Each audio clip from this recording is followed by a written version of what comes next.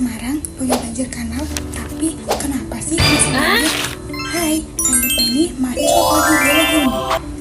Banjir sudah menjadi masalah yang akrab bagi sebagian warga Semarang.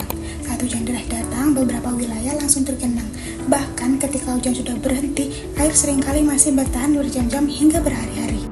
Penyebab banjir di Semarang ternyata tidak sesederhana itu. Penyebab pertama tentu saja curah hujan yang tinggi. Ketika hujan turun dalam waktu singkat dengan intensitas besar, volume air yang masuk ke saluran drainase meningkat drastis. Masalahnya, tidak semua saluran mampu menampung debit air tersebut. Beberapa drainase mengalami penyempitan sedimentasi hingga tersumbatnya sampah. Akibatnya, air yang seharusnya mengalir menuju sungai justru meluap ke jalan dan permukiman warga. Tetapi, ada penyebab yang jauh lebih serius. Semarang mengalami penurunan muka tanah atau land subsidence.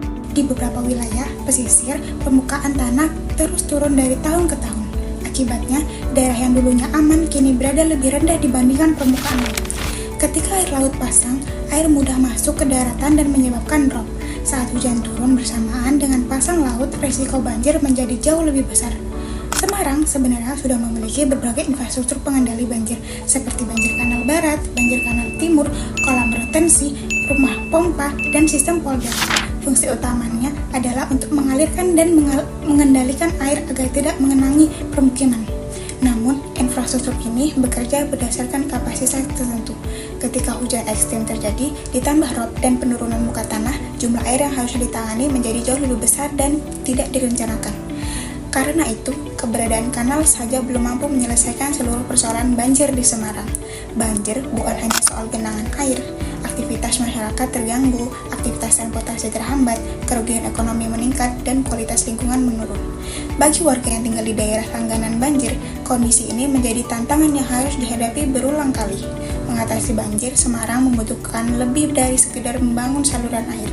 Pemerintahan perlu terus meningkatkan kapasitas drainase, memperkuat tanggul, pesisir, memperbanyak ruangan resapan, dan mengendalikan pengembalian air tanah yang mempercepat penurunan muka tanah. Di sisi lain, masyarakat juga memiliki peran penting, mulai dari tidak membuang sampah sembarangan, menjaga saluran air tetap bersih, hingga mendukung upaya pelestarian lingkungan pesisir. Karena banjir bukan hanya masalah pemerintah, tetapi tanggung jawab masyarakat bersama. Semarang sudah berupaya melawan banjir. Tantangannya sekarang adalah bagaimana seluruh pihak bergerak bersama agar kota ini bisa lebih tangguh menghadapi masa depan.